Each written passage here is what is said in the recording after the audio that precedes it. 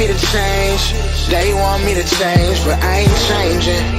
Nah, I remain the same. And you are now tuned in to another episode of Intellectually Petty Radio, brought to you by M3S3 Clothing. Me and Make Moves and Suckers Stand Still. And as always on the mighty Nerve DJs Radio Network. You already know, man, it's redundancy at its finest. I only fuck with legends around here. And today is absolutely no exception. We got Damizza. And if you have not heard of this man, like just one of the goats of the music industry. Wait, hold on. Let me look at my list before we could really. Okay, Power 30, top five, three times, multi-platinum producer, killing the game on Instagram, TikTok, and in your mother's bedroom.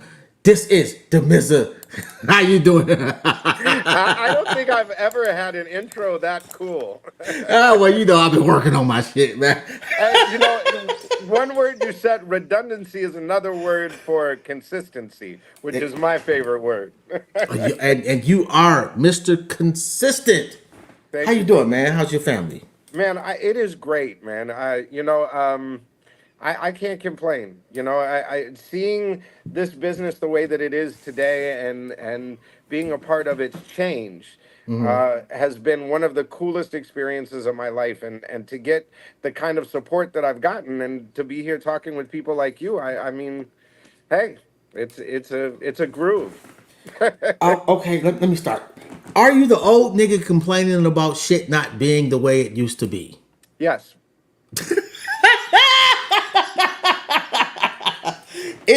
Is that a good thing? You know what? And you know what? It isn't. It isn't even about the business. Okay. It's the collaborative effort that everybody's missing.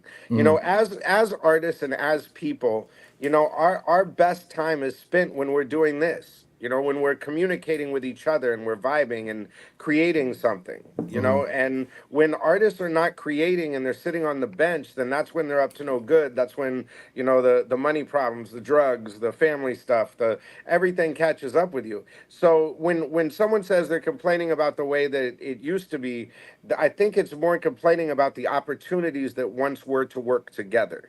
You know what I mean? Because music has always been a collaborative effort.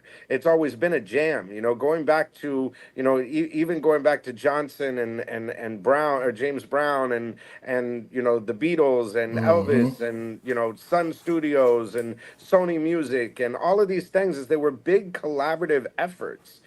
People work together as a team to make something great happen.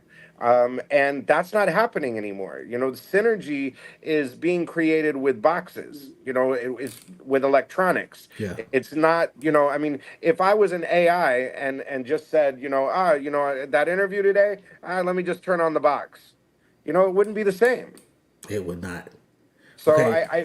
when motherfuckers say they're just thinking about the past and they want it to go back. No, they don't want it to go to the past as far as the business. We want to evolve and take it to the future, but we want it to be a collaborative effort.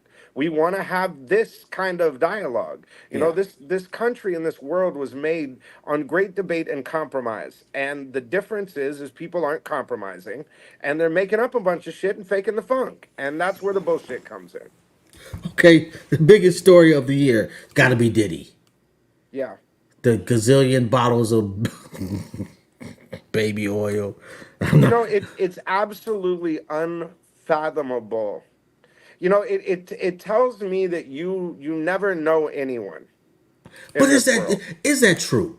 Like you can't tell me that the music industry had no clue that this nigga had 1,000 dildos in his crib. Okay, let me put it to you like this. A lot of the professionals in the business, like I work at like a 9 to 5. I do my job and go home. I don't I'm not part of that partying rock rap posse. Do you know what I'm saying? So I was oblivious to it. Like, I hear the rumors of every artist. I mean, going back to Led Zeppelin and people gluing furniture in hotel rooms to ceilings. There's always been weird shit happening in the music business. But, you hear these rumors, and, I remember, in 97, 98 is when I met Puff. Okay. and we came up around the same time, and we did a lot of work together. I mean, my first huge promotion was Puffy backing me for 250 grand and doing a Hawaii show in a hotel room, a ballroom in Hawaii with 112 Mace, the Locks, Little Kim, you know, I mean, everybody. I mean, he brought Biggie to one of my events. I mean, that's the Diddy that I know. I mean, he called my grandma when she was in the hospital and got the nurses to treat her incredible. You know, I mean, that's the guy that I know. You know what I mean? I mean, I heard the rumors, but I also hear rumors about every, you know, every creative and everybody in this business going back to the Rolling Stones. I mean, is it different than Ike Turner?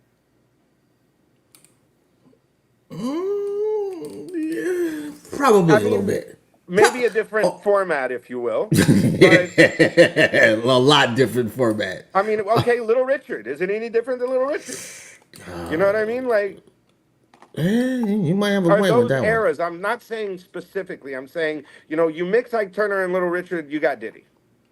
Pretty. That's. But it's the shit that was happening in the business back then.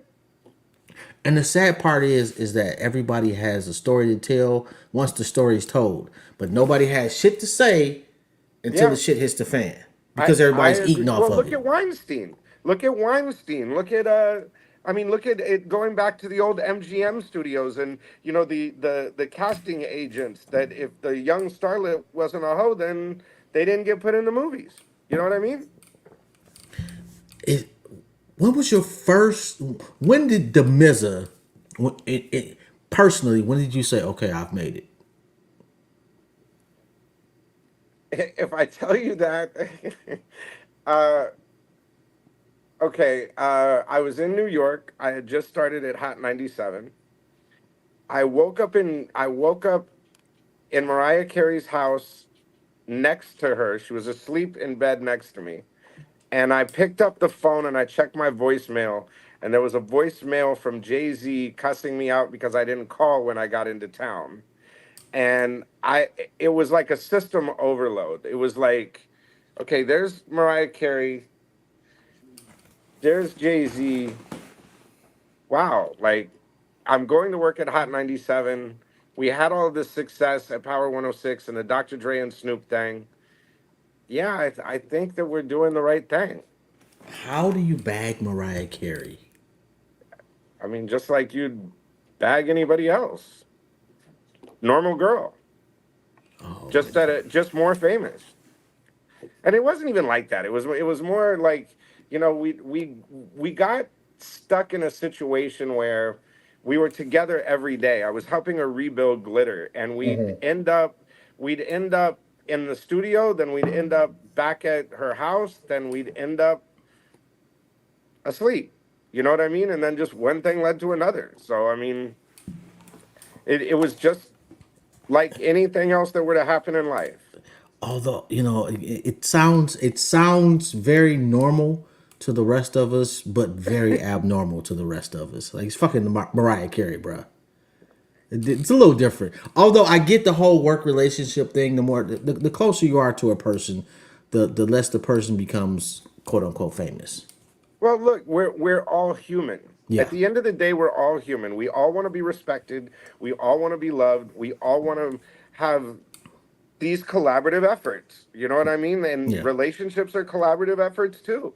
You know, consistency and repetition breeds familiarity. Familiarity breeds a relationship. A relationship breeds teamwork or synergy, and teamwork wins games. So I mean, it doesn't matter whether you're going to a coffee shop and the baddest bitch on the planet is working behind the desk.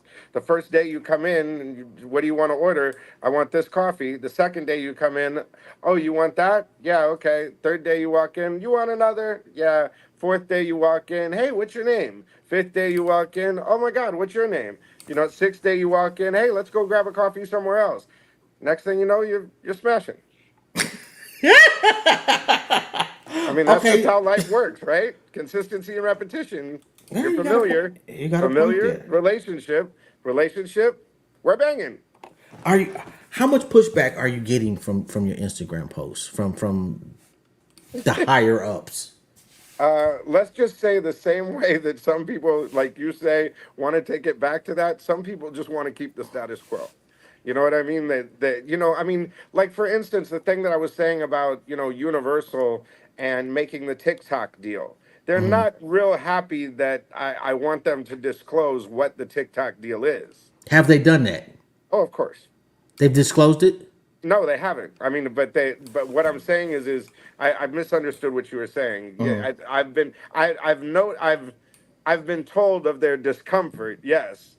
Have they disclosed it? No. And then they went out and did another deal, which was not the TikTok deal, the Instagram deal recently, and they're not saying what that deal was either, because they probably do not benefit musicians at all. They probably benefit the labels. But anytime the labels go in to negotiate with these platforms, like for instance the TikTok thing, they said we're fighting for artist royalties and artist rights. We're taking all of the music as leverage off of your platform. Do you know what I'm saying? So they Hmm. used us for the leverage and then made the deal with TikTok and then said, you artists, you're dumb. You don't need to know anything. We'll just cut you what you deserve to get. And trust us, we're the record company. We're fighting for your behalf. Do you know Okay, what I so mean? Like, you come on, still bro. got one foot into the music business. I'm Fair. sorry? You still have one foot into the music business. Right now, I Fair. have 2 feet into the music business, but go ahead. Okay, so is it like what do you say to people to say okay where you're using your Instagram as leverage to get higher up in the music business? Is that fair? How could I get any higher in the music business? I don't know. Maybe you could run Universal. Why would I want to run Universal? It's a failing company. If anything, I would start something new. Speaking of that, you've been talking about doing that.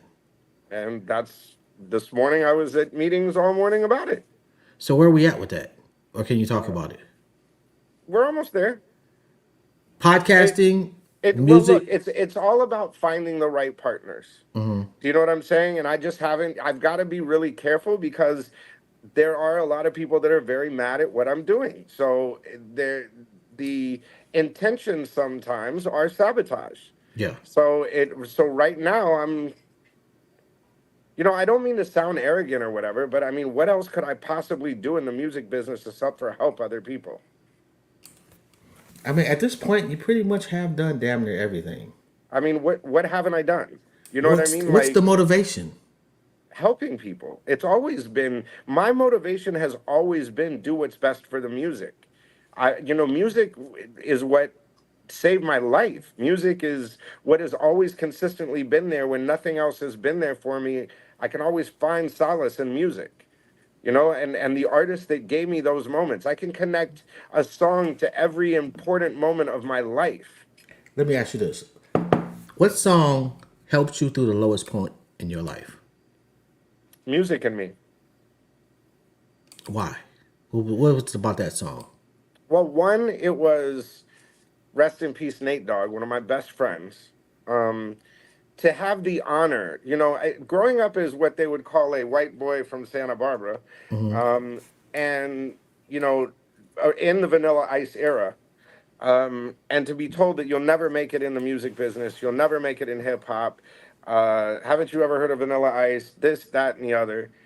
And to be accepted by one of the greatest to ever do it, Nate Dogg, and then to co-write the the title track for his album with him, and also do Where I Want to Be and do all of those. But Music and Me, I mean it. I mean that was. I mean, if there was a close, you asked when did you know you made it in the music business? Like Hmm. personally, it was that situation. Professionally, it was Music and Me. Hmm. Do you know what I'm saying? Yeah. And every time that I feel like I haven't done something, or something's not going right, I always revert back to Music and Me. I go listen to Music and Me, and it reminds me of why I do it. The lyrics of that song and why it was so special to Nate and why it's even on his gravesite Hmm. is it explained his relationship to music, everything that was important to him. So if you ever wanted to reset to a song, Hmm. that would be it. The label heads dropping like flies. Yeah. Any correlation to Diddy, or is it just random shit just happening? Look, I think it's all relative. It's not because of the case. It's the music business is falling apart. You get 6 cents for an album. We used to get 9.99 an album, wholesale. So I mean, it's not making what they're saying it's making. Okay. So the record industry is crumbling. So when you don't have the money, you don't have the power, you don't get the respect. Do you see what I'm saying? So he can't buy his way out of things like he used to. He doesn't have the leverage that he once did of being the young hot motherfucker.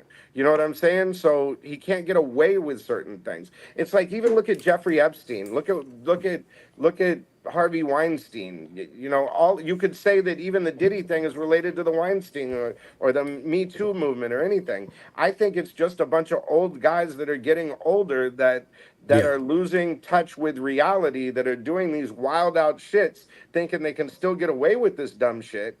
You know what I mean? And And they thinking they can can't. buy their way out of it. And it just doesn't work. I mean, even look at Trump. Trump was a damn president of the United States and can't fucking beat a case for a judge he even fucking appointed. You know what I mean? Like, If I okay, let me ask. Is there a top three executive for you in history? Like, who's the best? Clive Davis, of course, is the best to ever do it. Ahmet Ertegun is another one. And Barry Gordy. Barry Gordy. I mean, the number one would probably be Barry Gordy. Motown in its heyday. Yeah, I'd have to That agree was with you. how a record company should run. And You know, you he set up everything as to what. Yeah, he put the blueprint. well, I mean, artist development, no one did it like Barry Gordy. Crazy, PR, no one did it like Barry Gordy. man. I mean, all of that song producers and songs, and the biggest selling band of all time is the house band at Motown. Are you serious? Yes, go look it up. I did not know that. They played on more hit records than any other band in history. Why do you Marvin know this Gaye, shit, man? Jackson 5, Aretha Franklin, freaking, I mean, Why do you know this? because I'm a music fan first. That's why I'm so passionate about this. People that have nothing to do with music, that don't get hairs that stand up on their arm when they hear a song, are out there just extorting it for money. They've destroyed our music business. Okay, I somehow I'm running the world, and I've allowed you to be in charge of the music business. Give me the top three things you change immediately. Well, first I'd gut the whole thing because 90% of the positions are created just to get your homies jobs, and their salaries are so freaking inflated, it's stupid. I would literally downsize the whole thing and start from scratch, find some Okay. really good artists and go back to what made us famous. In radio, the reason why I was always a very successful programmer is because I understood what the street was listening to, and I also understood my core market. And, in radio, there's an old saying, when you're being attacked or when you don't know what you're doing, strip down to your core and do what made you famous. Find some great artists, some great songs, record them right, develop that artist, and focus on one artist as opposed to chasing 300. Okay. Here's a question that I ask a lot on the show. It's the one question that's Wait, consistent wait. with me. Let me just say this too. You can Okay. have one record that sells a million or a million records that sell one. Right now, they're focused on the million records that sell one Yeah, that won't last in a catalog. man, If and you that's focus sad. on the one that'll sell a million, it'll sell millions for the rest of the years to come. Oh my God. Yeah, I don't think that this generation, Quality over quantity, my and man. I'm a fan of generations. It's hard to say that I've heard a song that people want to get married to, or that people want to have kids to, or that are at the cookouts or the family reunions. Like there is no this part of my life music. People aren't writing songs anymore, my brother. They're writing verses. Is it too late? Will we ever go No, back? it's never too late, my brother. It's never too late. The problem is it's mentorship. That's the other thing that I've really been pushing on is no one's teaching these young people. Basically, these young people are figuring out how the box works or how Fruity Loops or how this works. Those were never meant to be commercially used. They were so that you could doodle in your room in your underwear. It wasn't That's not how records are professionally recorded. That's not how signal flow works. That's not how the game go. You know what I mean? Like, I mean, but if you look at like you go back to when they were doing reel to reels and shit like that, and then they moved to MPCs and they changed different recording for like it's got to advance, correct? oh yeah. Look, the advantage.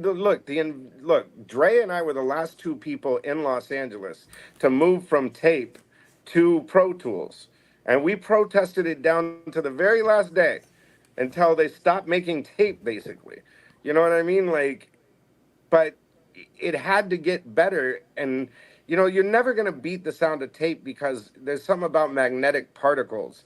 The vibe of the room was captured on the tape. But and you can't translate vibe to a 1 and 0. I mean, Oh, facts. but you know what I mean? You can play live instruments, and at least, I mean, technology will always come. Like, I'm not against AI. I'm just against how they're using AI. Okay. People are lazy. They're looking for the quick way out and the fastest and the biggest return. I mean, it just doesn't. You can't have one without the other, bro. Now I will say, Dr. Dre's music has aged better than any other artist in his era, and it is not close. Like, I don't know And what the fuck that guy was hearing.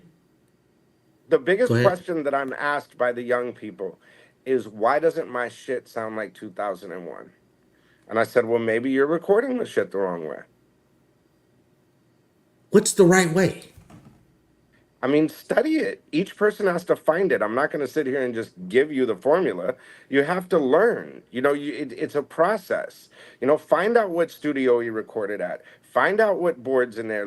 It's available on websites. Find out what equipment's in there. Go back and look at YouTube and interviews with the producers that were in the room. Instagram now these days, you can reach out to me. You can reach out to Focus. You can reach out to Battlecat. You can reach out to any of the Melman. You can reach out to any of these people, Fred Reck, and they're approachable and say, hey, what was the drum machine that you used on blank blank? Was it to tape or was it to Pro Tools? Was it you ask the questions, you'll get the answers from these guys. Because in all honesty, all of us, if you're a real cat, then you're comfortable with your shit. So you don't mind sharing game. It's when you're faking the funk that you don't want nobody to see behind the curtain. Okay, so let me ask you this. Michael Jackson comes back to life, says, I want to do another album, and I'm going to let you EP it. Who do you choose to produce it, and who do you choose as the engineer? Well, Dave Way and Jean-Marie Horvat and Teddy Riley. Teddy Riley. Teddy Riley was and Rodney Jerkins, I mean, great producers. I mean, Devontae Swing, I mean, those kind of cats. I Devontae mean, Swing, so underrated. oh God, ever. Oh my god! And one of the But few people that Dave I've Way and heard. John Marie Horvat were the two engineers that worked the most with Teddy Riley and Michael, and during the dangerous process. I mean, and they also, I mean, I mean, the next generation of that is the Jason Schweitzers of the world and the Tizos of the world. I mean, it's a collective. There'd be a lot of people that you'd bring in. You know? Oh, and I'd be remiss if I do not mention my guy, the Playmaker, man. If you have not Oh fucked yeah, with the love that guy. Playmaker, I love him. yo, yo, that is my guy right My there, brother, man. man. Oh Such a my, positive guy, man. yo, and as far as promotions, Oh, man, amazing. oh, the dude is like, look, just go look the nigga up, man. I'm just had to throw that out there. So, are you gonna do a podcast or no? I am gonna do the podcast. I want to find the right situation and team. I talked to Bootleg Kev about it the other day. Bootleg Kev and I were talking about him helping me put it together. But I'm also been talking to Michelle S. at Syracuse University, who's a professor there, and we're talking about doing something together. And Kool-Aid and I are talking about doing something together. And if everything that went down this morning continues down the path, then we'll have all of it together by maybe as soon as next week.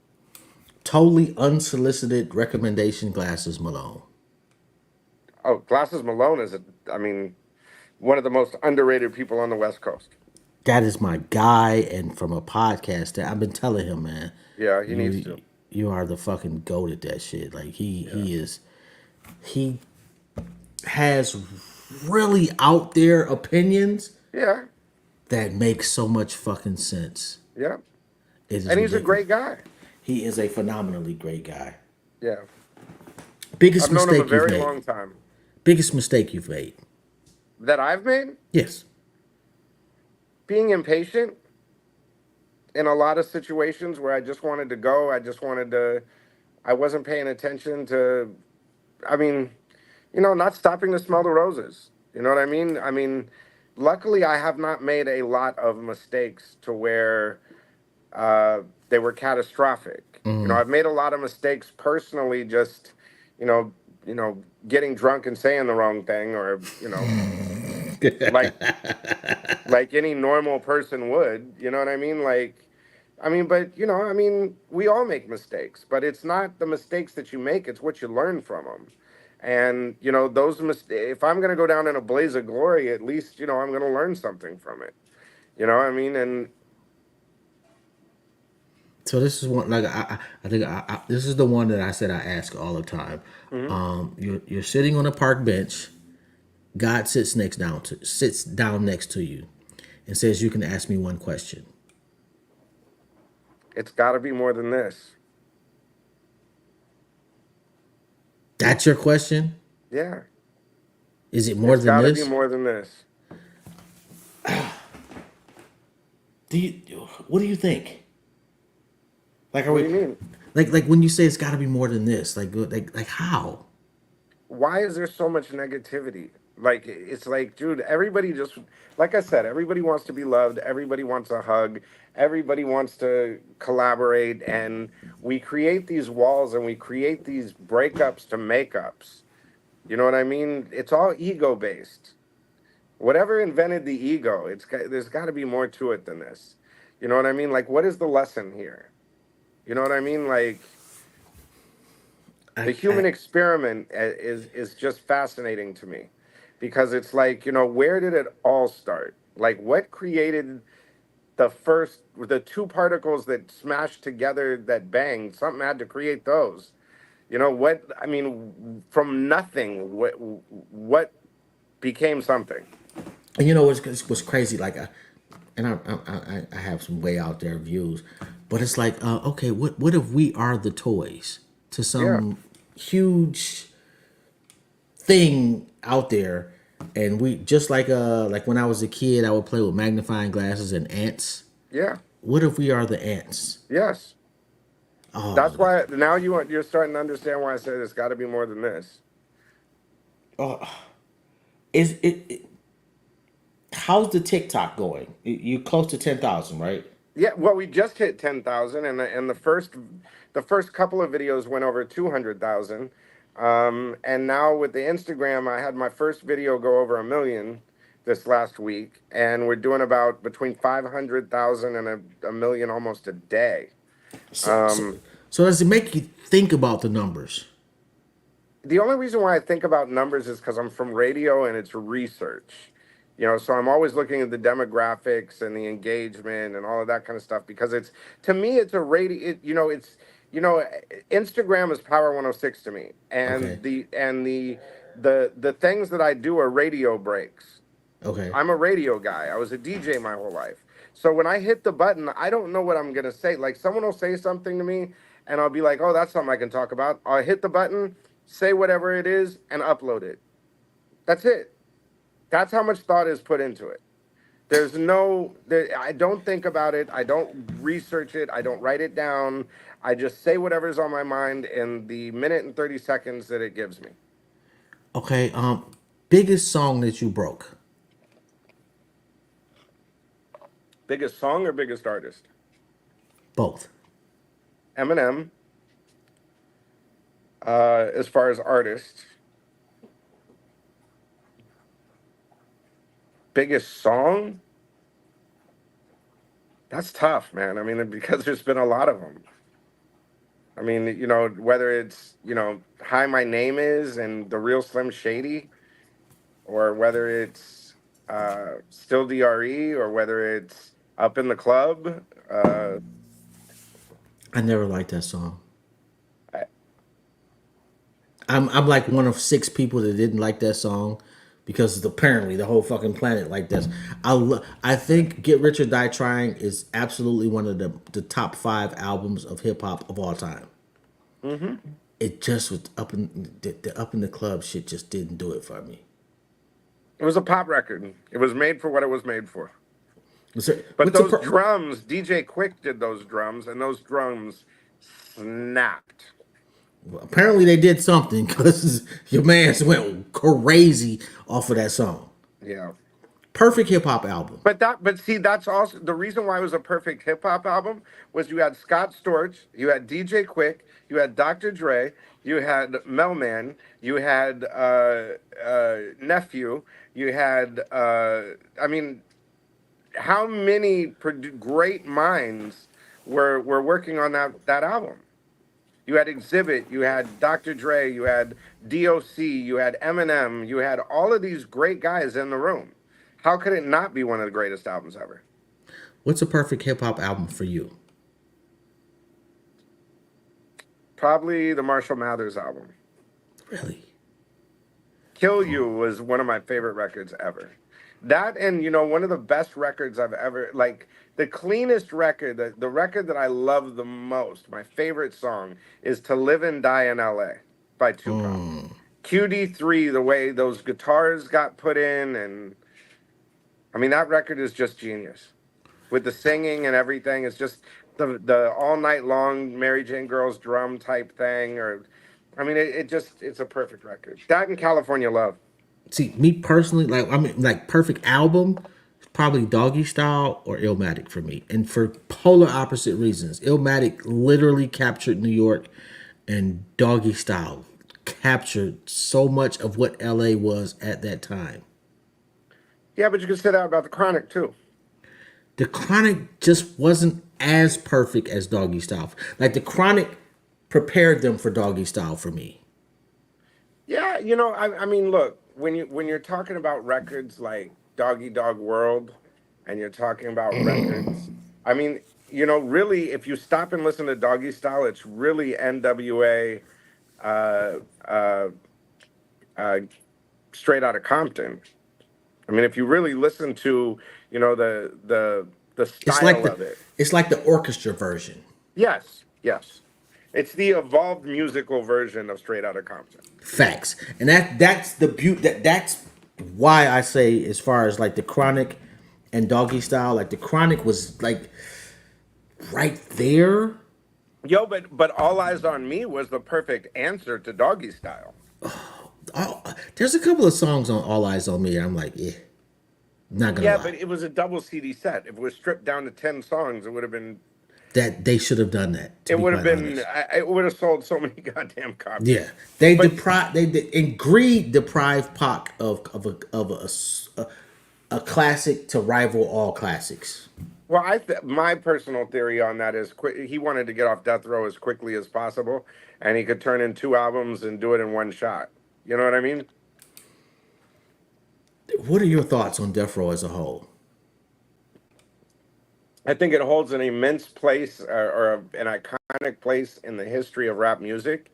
I think that George Price, who was the PR guy who told the story of Death Row, which sold the whole thing, and I mean, I think that it was just genius how they did it. I'm not the hugest fan of Jimmy Iovine. Um, I think it. I mean, it's a classic story of coming from nothing, getting everything, and fucking it all off. That's pretty much something to shut up right there. And Jimmy Iovine was kind of like damn, what was the manager for Easy E? Oh, I can't remember the Jerry dude. Heller. Jimmy Iovine was Jerry Heller. a smoother Jerry Heller. Jerry Heller, Dr. Dre. Both signed NWA flag. It's the only time you'll see Dr. Dre and Jerry Heller's signature next to each other. That is you that is crazy that you got both of them on And the Dr. signature. Dre said that, and it says, Damien, fuck off, Dr. Dre, because he said, I have not seen my signature next to Jerry Heller's since I signed that fucked up contract. And you're asking me to sign, and you're asking me to sign something that Jerry Heller signed.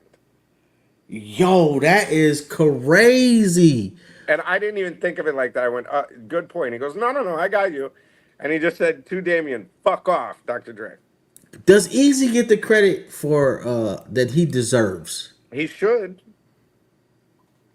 I think he's starting to, I mean, with the NWA movie and all of that. But generationally, I mean, you have to remember no one was around to see his influence. You know, this generation is so fucking quick and fast and let me get my nut off and run that Although you know what, it's easy to blame this generation, but no, I our mean, it's not their fault. It's the fact that everything is being pushed at them disposably. There's but no, we didn't teach them enough. no, We that's what I'm saying is the mentorship is the whole idea of this platform, the whole idea, the whole message behind everything that I've said was not to point out the inefficiencies of the music business or how it's all fucked up, is to just say, message, mentorship. But the problem is as things have gone to computers yeah and gone to the box, the computer is not mentoring. yeah It's not teaching. So yeah you're learning all of these bad habits. yeah They don't know any better. It's not these young people's fault. yeah. I agree with you on that one. And then a But they lot of don't know time, how to go to they don't know how to approach a record company and say, "Hey, can you teach me how to do this right?" And the record company people don't even know how to fuck do it anyway. I think You oftentimes know, we get a little frustrated too. there was a CEO of a record company that I ran into the other day. And I was talking to his girlfriend. He had to go to the bathroom. And I was talking to his girlfriend and I said, what is what can you tell me about this person? And he said, well, he's always on the bottom during sex because all he can do is fuck up.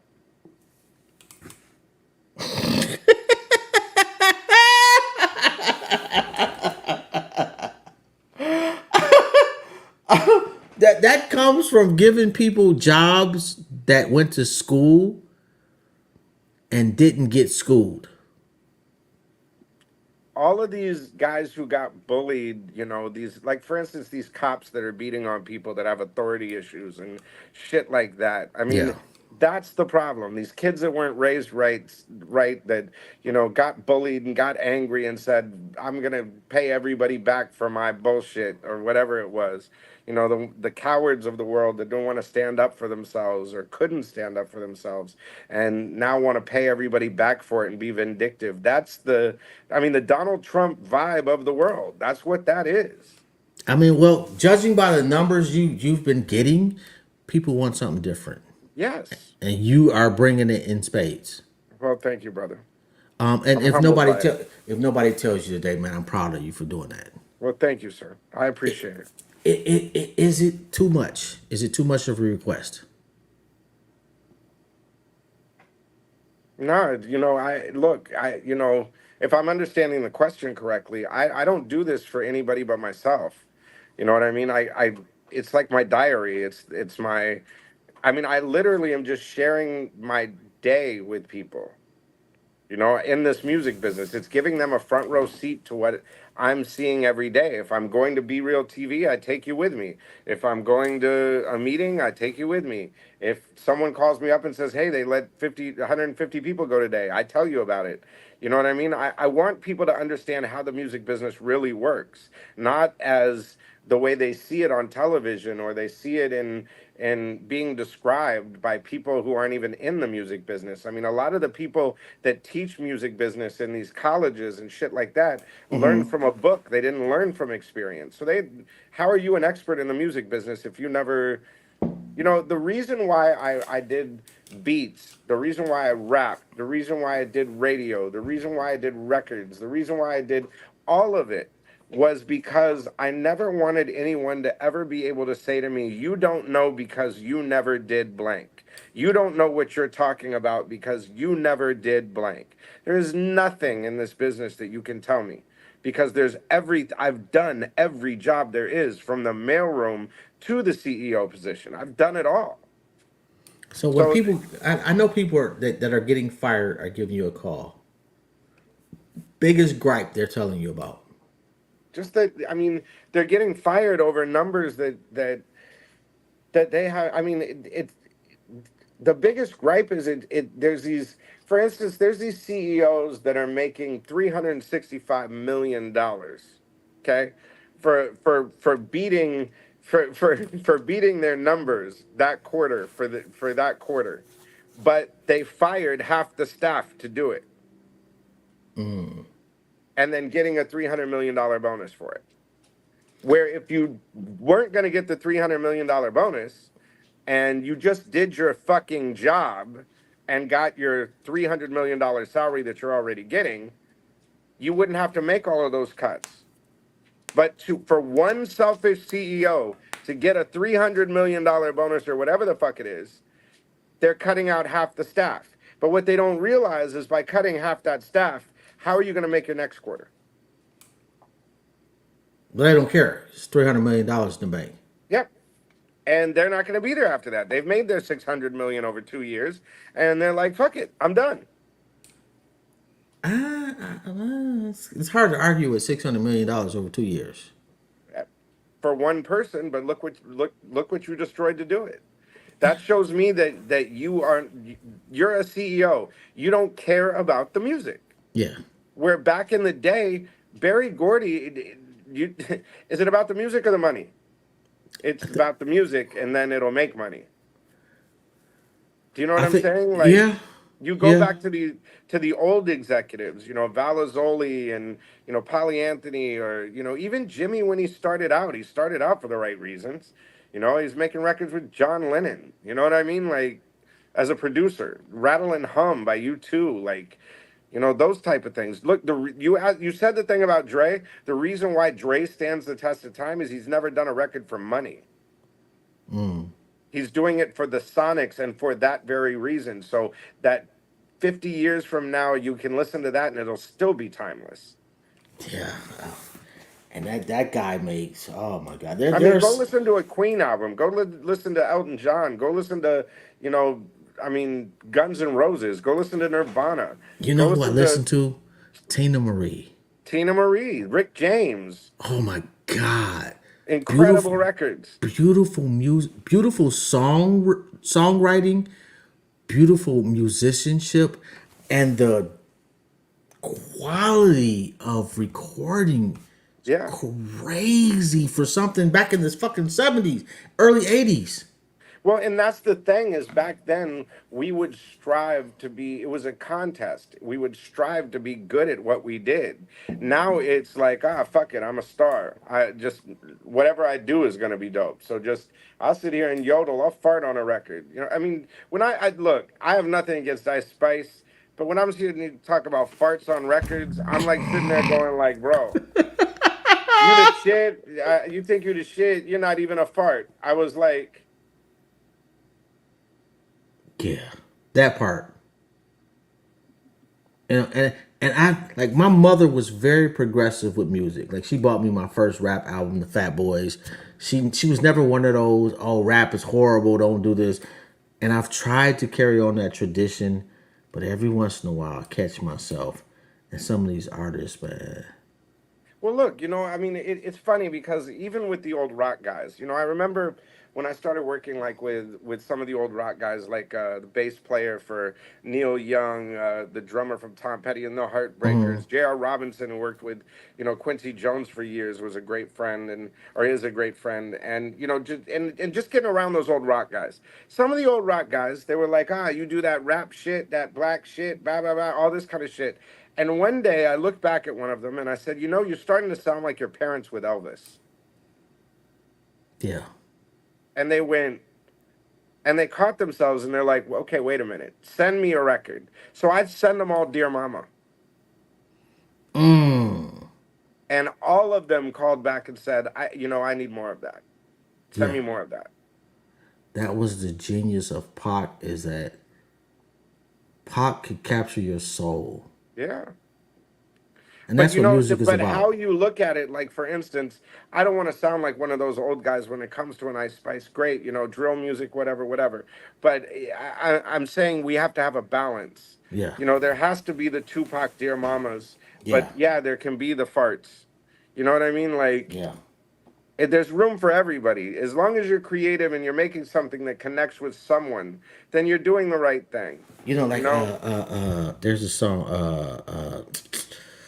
oh, what is old boy's name? He made this song called Chicago Legends.